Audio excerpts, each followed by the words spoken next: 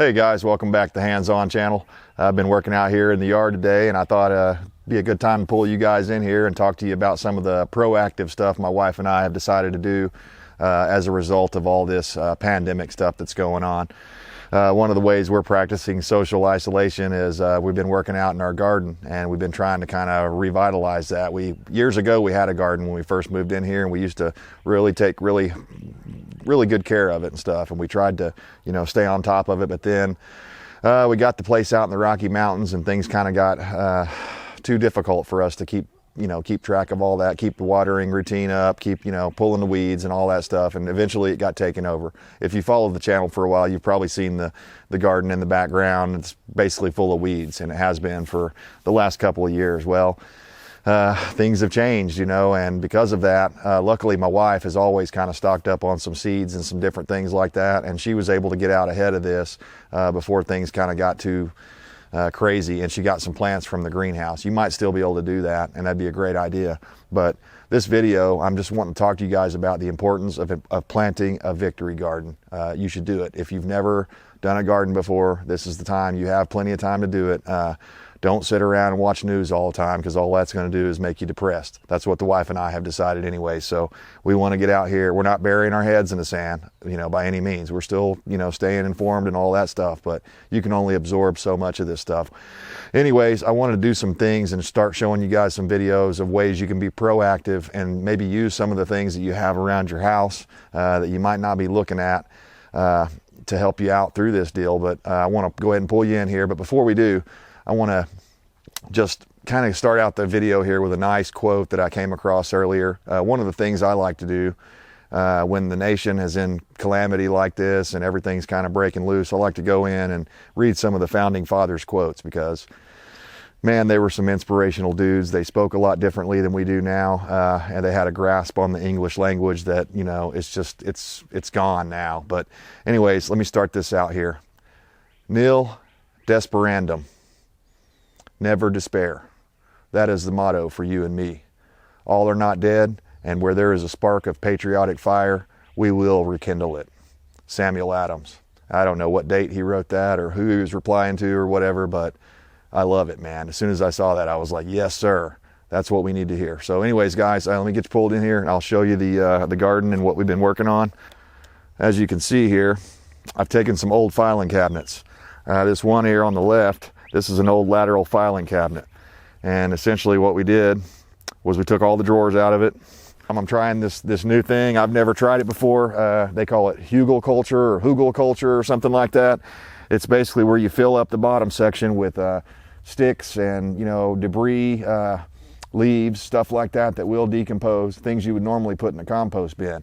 You just layer that on the bottom, and then the top part, top 6 or 8 inches or whatever, or a foot, you put potting soil or dirt, whatever you've got. Compost to be the best. But so far, this one out of all of them we've done is my favorite. I think it's about the right size. They're about 36 inches wide by about 6 feet long, so that's excellent. I'm gonna have to whip you around here so you can see these other ones. The drawers down here, these smaller ones, we decided to make this one and that one over there are all potatoes. So this one is mini potatoes, some little small potatoes that my wife got to sprout. They actually just sprouted in the bag, and I want to touch on that for a moment. If you buy store-bought potatoes, which we all do, they actually spray an anti-sprouting agent on them, according to that's what my wife was telling me, so that they don't, so they last longer on the shelf, basically is why they do it. But that doesn't mean they will not grow. You can use them, and every potato, I think almost every potato we've ever grown has been from a bag of potatoes that started putting off eyes. So if you see eyes coming off your potatoes, those are going to be a good one to use.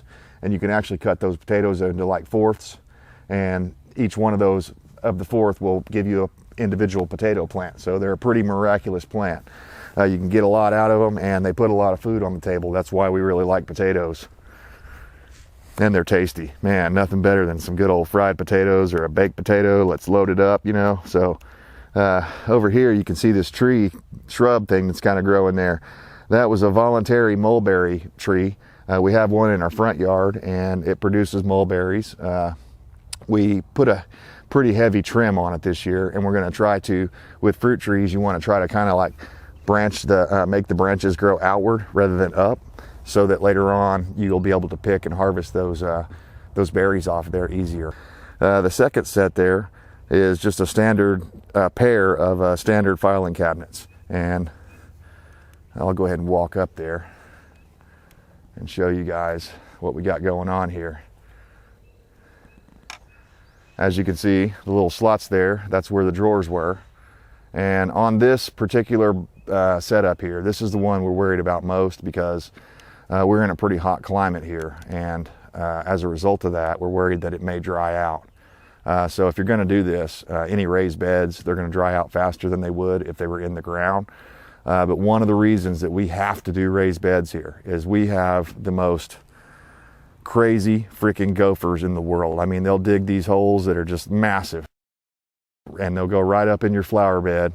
And if a big rain comes, you can't really see it on the camera here, but I'm on a hill here, and if a big rain comes and the gopher digs a tunnel up here, he'll dig underneath my ditch and it'll pop out in my garden, and then my garden will fill up with sand. It's the worst thing ever. So because of that, we have switched over to 100% raised beds that have a solid bottom in them that gophers and moles can't, get inside of. And also, we have Bermuda grass in this country that I'm in here, and that Bermuda grass is just, I mean, it's hard to stop it. It's great for lawn, but it's terrible for gardening.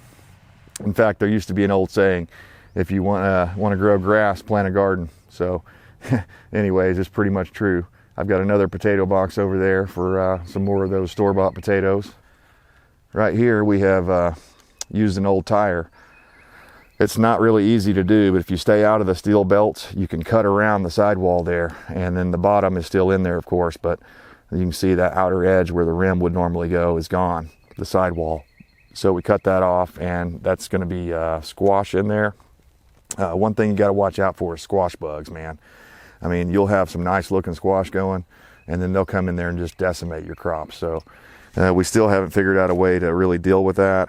A lot of people say like Dawn dish soap and stuff like that, but I've never had any luck with that. So you see that Ozarka bottle down there. I cut this in half. It was an old cracked bottle. When they're not cracked, they're excellent for water storage. We run them back and forth when we head out to our off-grid place out in the Rocky Mountains.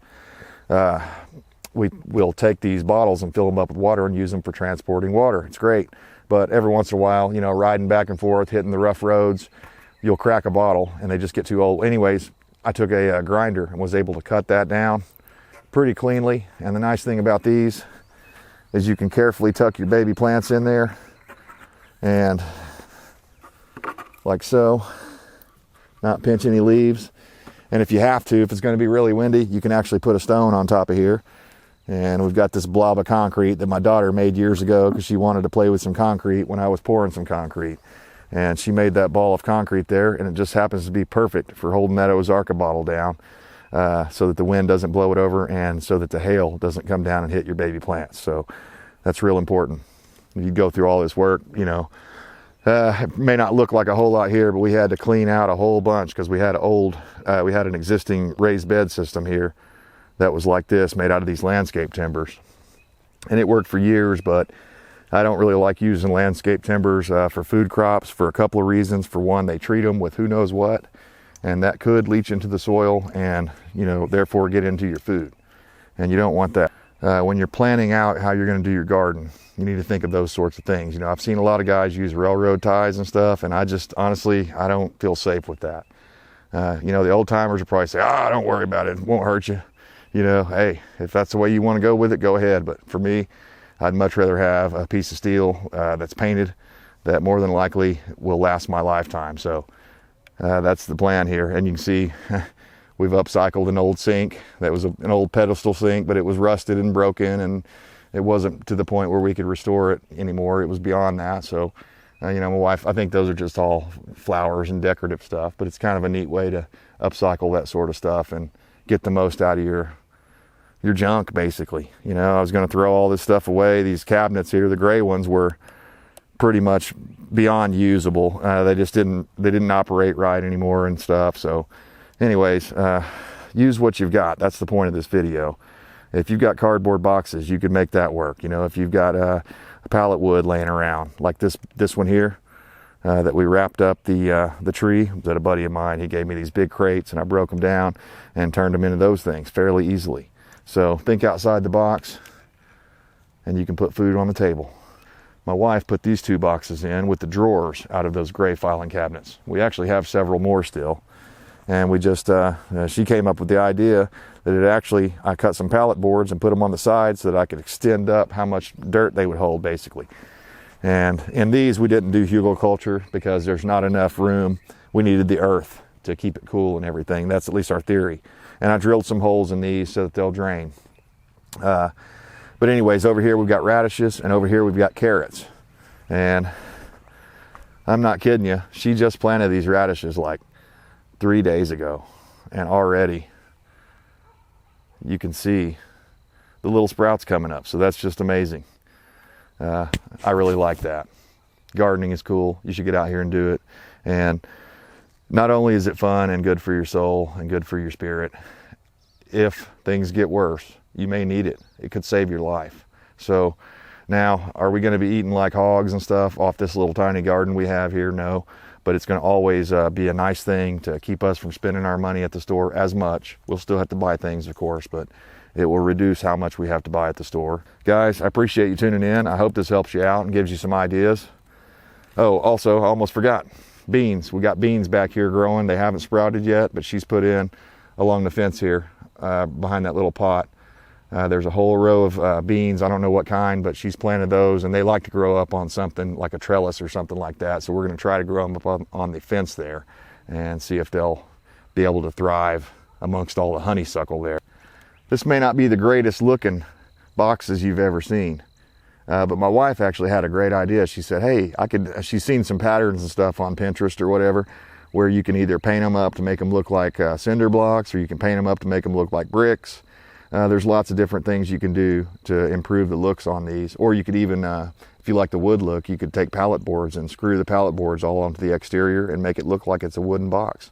And the beauty of that is the metal part is going to last for a long, long time before that rusts through. So guys, hopefully this gives you some ideas and gets you out in the yard. And there's no sense in sitting there and obsessing over all this news. We can't control that. But one thing we can control is what grows in our own backyards. And hopefully you've got land and a space to do this. But one of the reasons I wanted to show you from the different angles is because you can see this doesn't take up a whole lot of space, and we're going to be able to have quite a bit of fruit and vegetable production right here off of our own property. So appreciate you tuning in. Stay prepared, stay positive, and until then, we'll see you next time.